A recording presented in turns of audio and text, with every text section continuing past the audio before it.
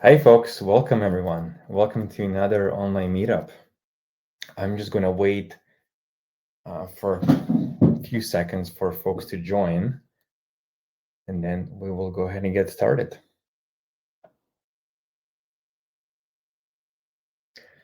Let me check.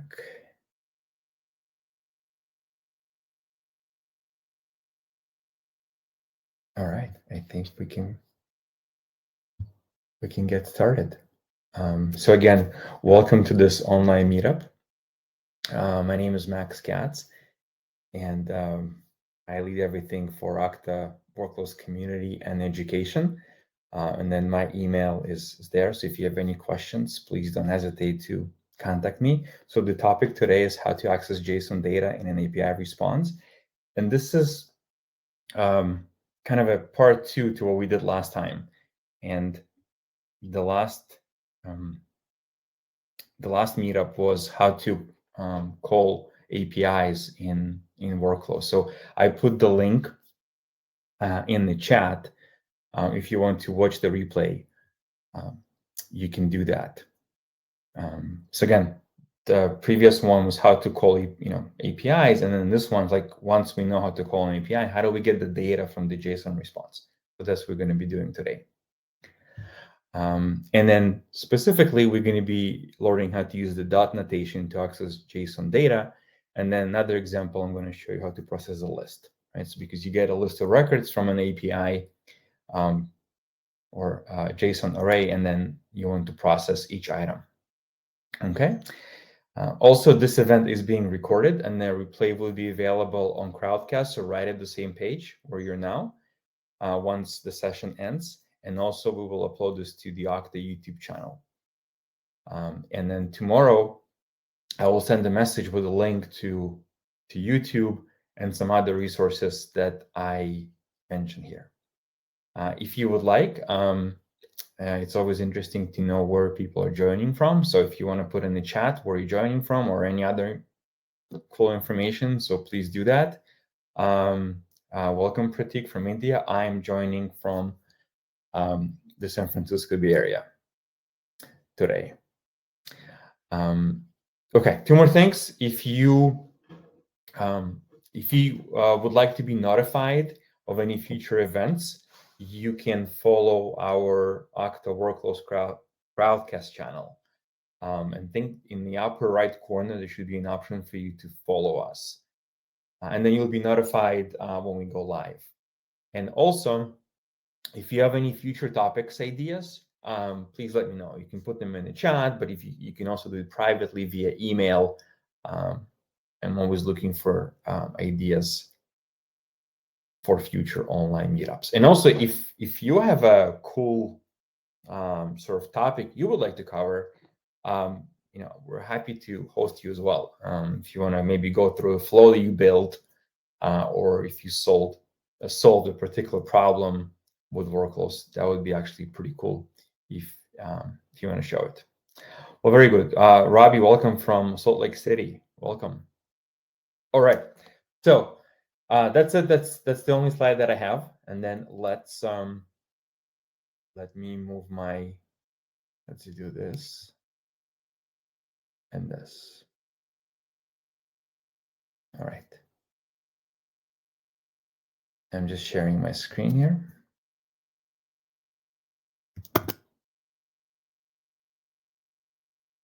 Okay. Very good. So I've got two main examples. Again, the first one is how to access JSON data with the dot notation. And then the other one, how to iterate over some records in a JSON response. Okay.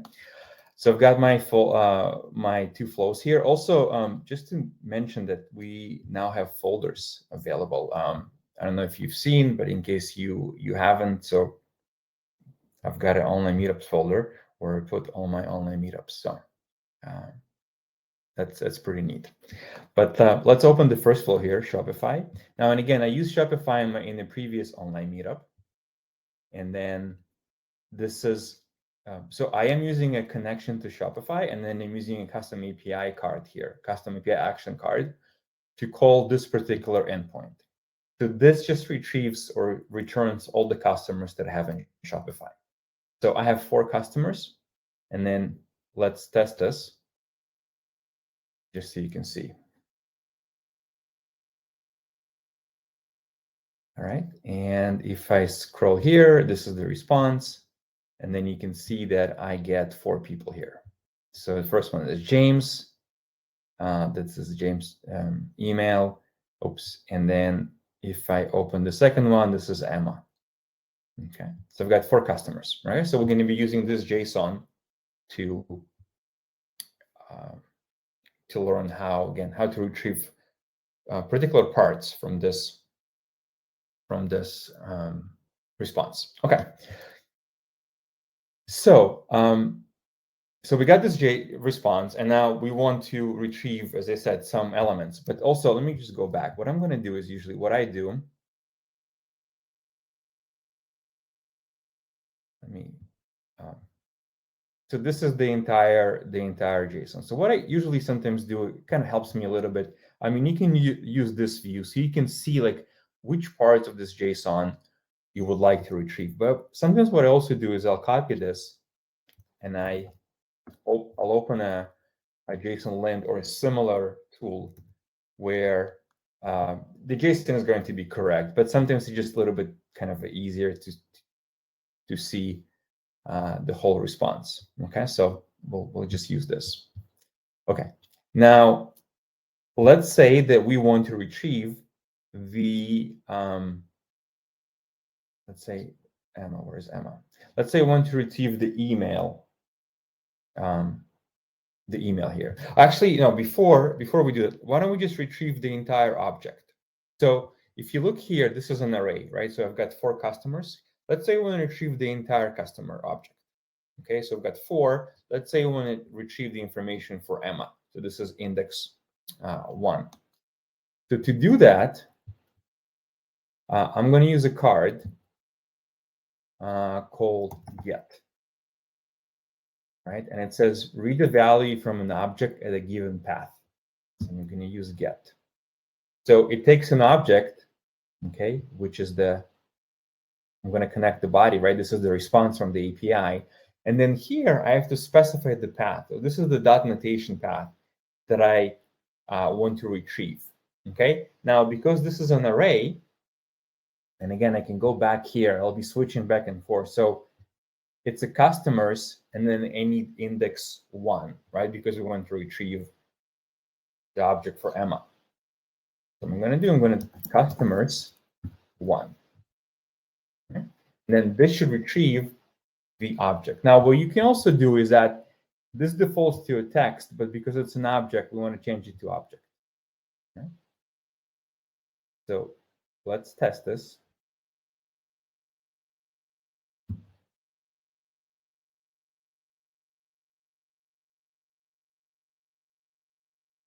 And if I scroll down, we can see this is the path, and then it retrieved the object for the customer, which is Emma. Okay. So the customers is the whole array, and then we're retrieving the object at index 1. Okay. Now let's see how we can get the emails. All right, so we got the entire object, but now we want to retrieve a particular field. So I'm going to add another get, and I'm going to connect the body. Now one trick you can one little thing you can use here. Let me show you. Sorry, here we go. Of course, you take the body from here and you connect it this way. One little trick is that you can take the body from here, this field, and then connect it this way.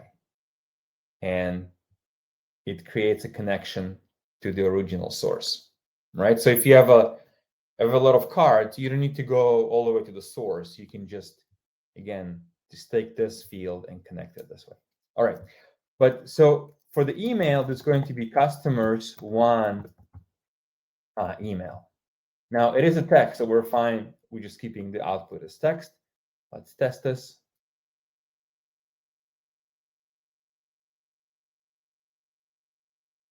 And we can see now we retrieved email. Okay. All right. Now let's also say that we want to retrieve, and let's say right here you can see there is so email is just a field, but we can also retrieve this object. Let's say we want to retrieve this object, right? Email marketing consent.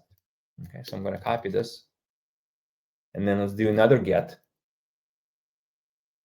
and then again we're gonna get the body here, and then customers one, and then the output is going to be object. And also, why don't we do another one? From the consent, there is a state, right? So let's do that. So this way I can just copy this. Let's do get again. So we're going to get the body. And then here, I'm going to do state. Again, this one is an object, right? Because it has multiple values, but this one is just a text. So let's test this.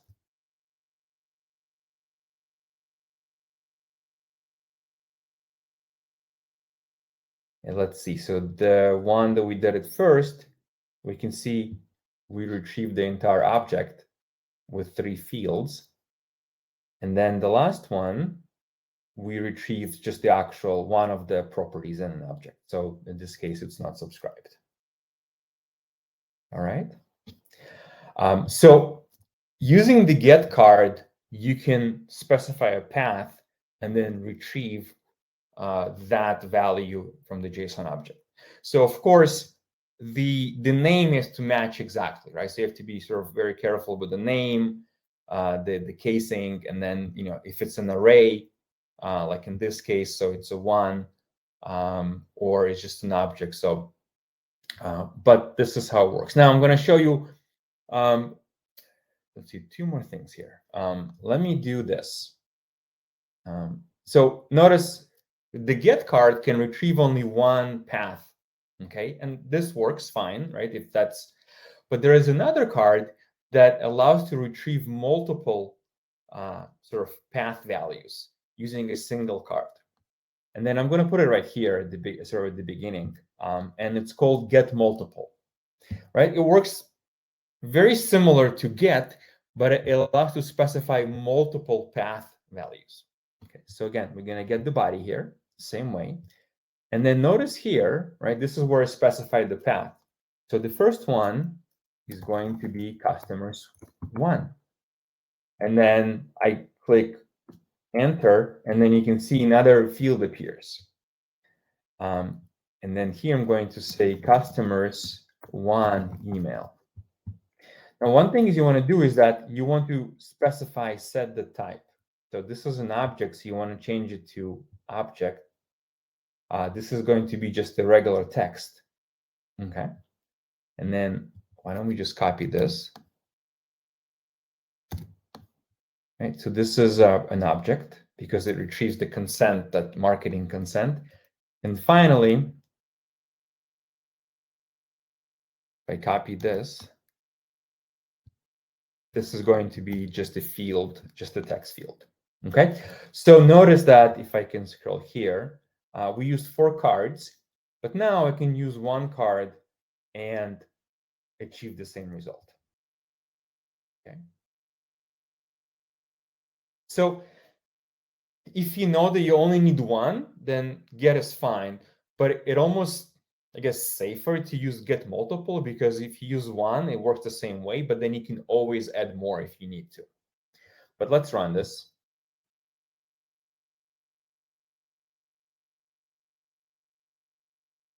All right, so these are all the get cards, but if I get multiple, let me just turn off the mappings.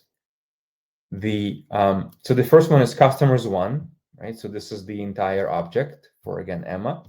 Then the second one is here, the email. Then the third one is that consent, the marketing consent part. And then the last one is not subscribed. Okay. So you can see, again, it works exactly the same way, but it just allows you to get multiple paths within a single card. Okay. One more thing I'm going to show you here is let's go to history. Why not? Sorry, I know I'm just switching back and forth here, but notice that the customers here, right? So that's the top, that's the name of the array. What I can do is, as an option, optionally, I can define the customer here, and then I don't need to use the customer in the path. Let me show you what it means. I'm going to say customers, and then this has to be an object, and it's a list. Okay. So I have customers. So I'm going to use get multiple here again. And I'm going to take now I'm taking the customers. So before I use body, but I'm taking the customers.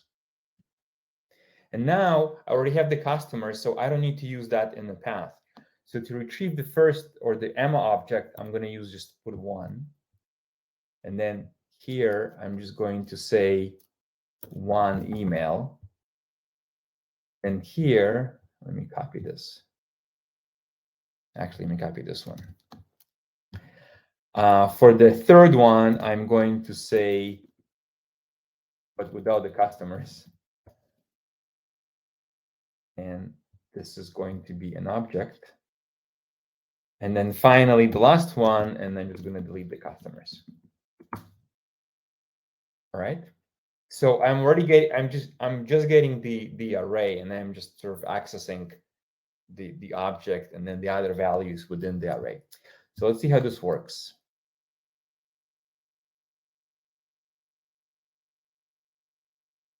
All right. And so right here, this is the one that I just, but you can see the result is the same. This is the first, this is the entire object. This is the email.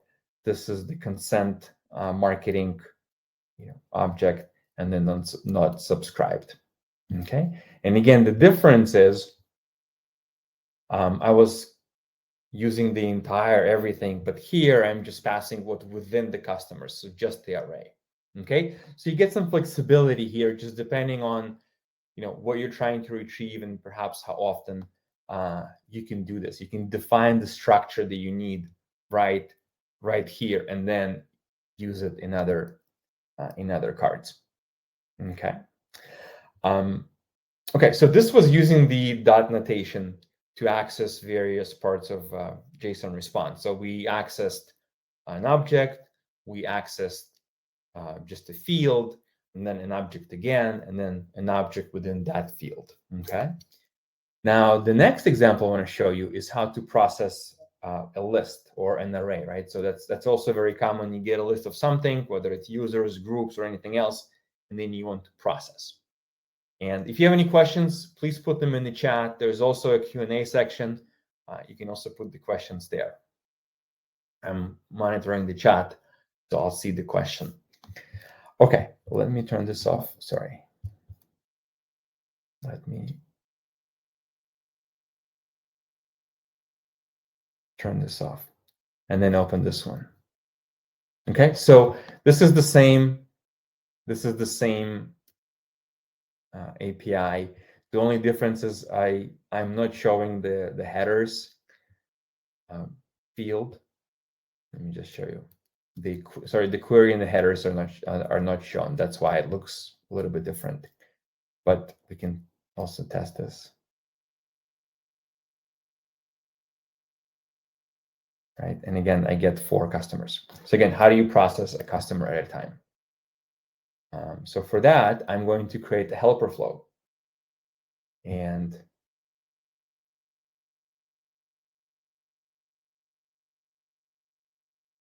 so let's create Shopify helper, and then we're gonna enable so we can see the data as it's being passed through.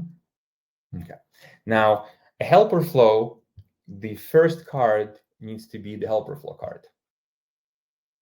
Okay. And then here you can define the inputs that go into the helper flow.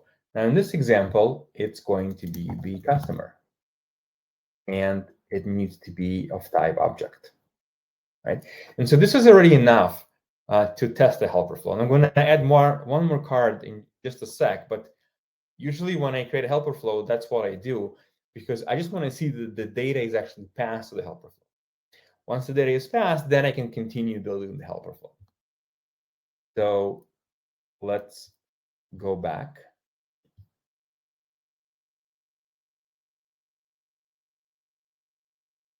And let's open the main one. Now to send the records and then process them one by one, I'm going to use a card called for each. And for each, we'll process our records in a list. Now,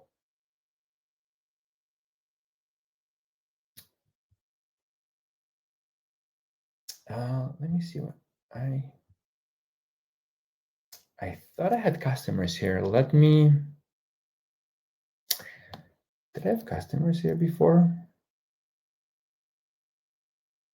Let me create customers. I don't remember if I should have customers here or not, but this is the same what I did in the previous example. And this is actually a list.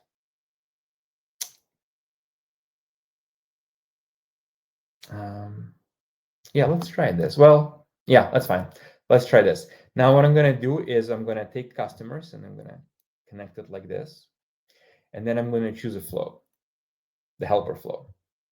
And the one here is Shopify helper. And then notice, now this was quickly, but once I selected the helper flow, this field appeared. Okay, so the inputs into the helper flow are based on what you defined in the helper. Okay, so again, the inputs into the helper flow that you see here are based on what you defined in the helper flow. And then I use this error, and then I'm going to select item. So I'm passing the entire object into the helper flow. Now, you can also, if you want, you can pass a particular property as well. It doesn't need to be the entire object, but in this example, let's pass for now the entire object. And let's open it. This is the helper flow.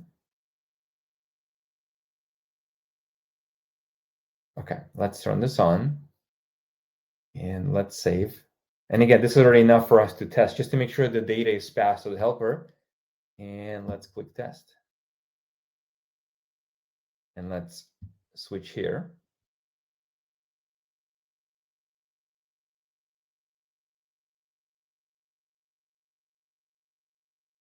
All right, and then we can see there are four executions, which makes sense because we have 4 customers. And then, so this is the first one. And we can see, so this is the customer, that's the object that's being passed. And then this is James. And if we select the second one, this should be Emma. Right, and we can see this is Emma. Okay. So this works, and then now you can continue building the helper flow. So what I'm going to do is I'm just going to use the get multiple, right? And I'm going to take the customer, and right. So this is just a single object for a customer, and then here I can do email, and if I want, I think it's email. It's an underscore. Email marketing consent, which is an object. And finally, oh, that's fine. I'll type this again. Email marketing consent state. Right? Let's save this. And let's go back to the main one. Let's run this again. And let's go to helper.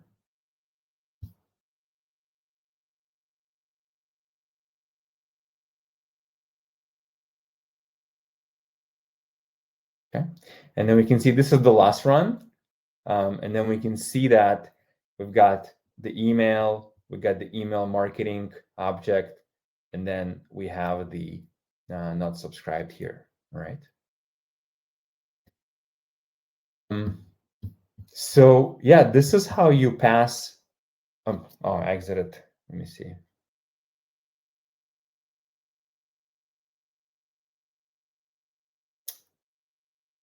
Yeah, so this is how you pass. I wanted to end up here.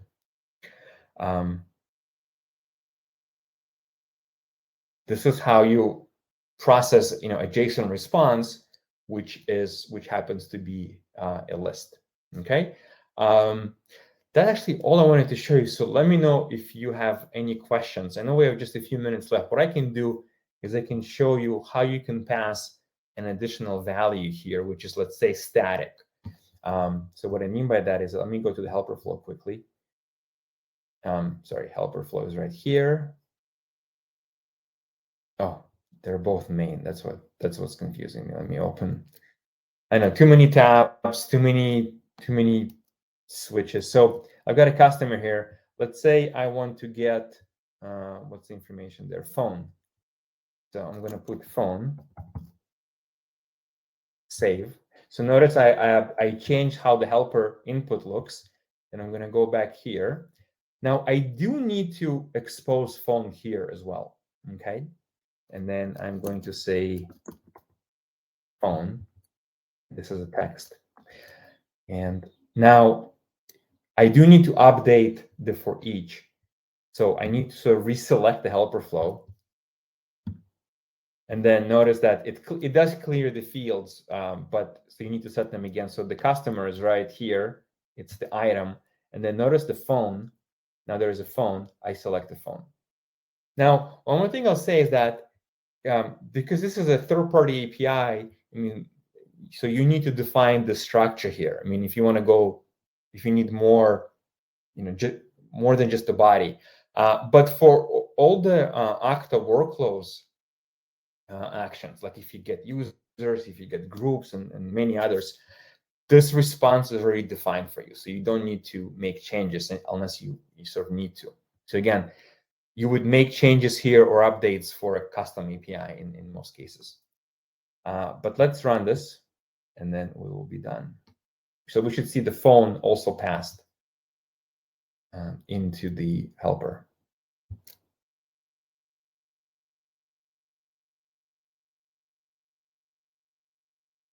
And let's go flow history.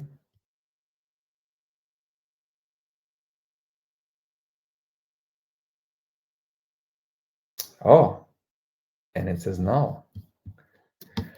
All right, let's see. So it didn't work, but let's see what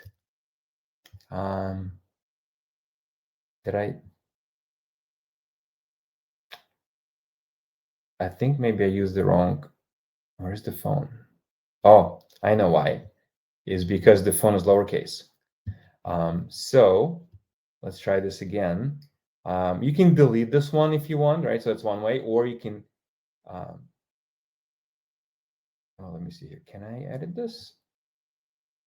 Well, so if you want to edit, you can try. No, I thought you can edit this field. Okay, never mind. Then deleting is just easier, and then this is going to be phone like this, right? All right. So let's try this. Now the phone little case is here, but the name that goes into the helper flow is phone with capital P. That's fine. But let's run this. And let's go here. Okay. This is the new. All right. Now we can see now the phone is being passed to the helper flow. All right.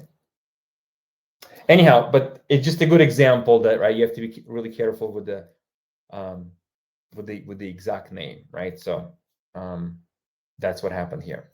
All right. That's all I wanted to show you. So again, we showed you how to use dot notation, and then we also saw how to do sort of similar, but now process a list, and then process each record. All right, so let me go back.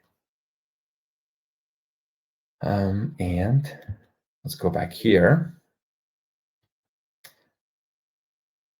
Oh.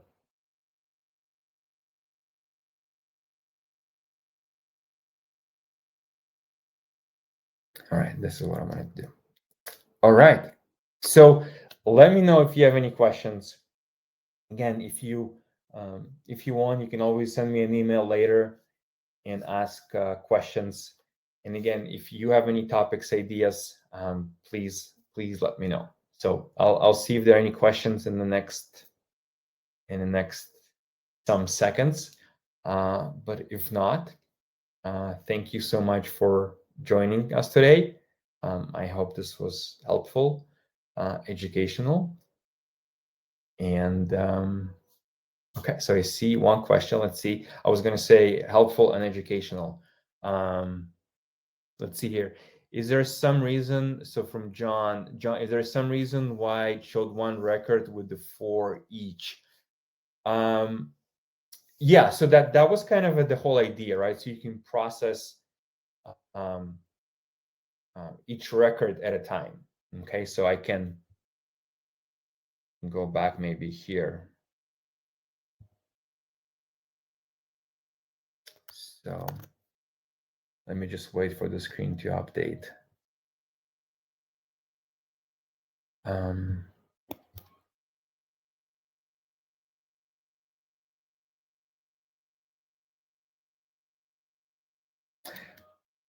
So yeah, so for each, what it does, right? So it takes a list of customers in this case, but it takes a list of objects, and it will process each object, sending it to the helper flow.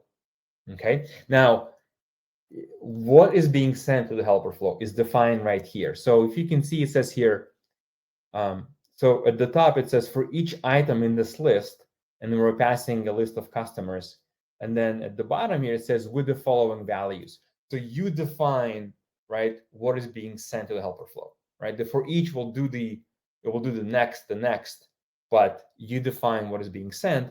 And what I did here is I decided to pass in the item, which is the entire object. Okay. And you also saw the example, well, you can just pass also just one particular item from an object. But that's just basically how the for each works, right? Is that it allows you to process each item or record at a time, right? So I hope that answers your question. But if not, again, feel free to reach out to me directly, and yeah, I'll be happy to provide more information. I will also, so there on the YouTube channel, so there are other videos that show how to set up the for each card, and I'm going to include a link to the video, and there's also a blog post or a knowledge base article that tells you how to create it for each, how to use it for each card. So I'll include those in the follow-up message that you will receive tomorrow. All right. Cool, folks. Again, thank you for joining, and I will see you next time. Bye-bye.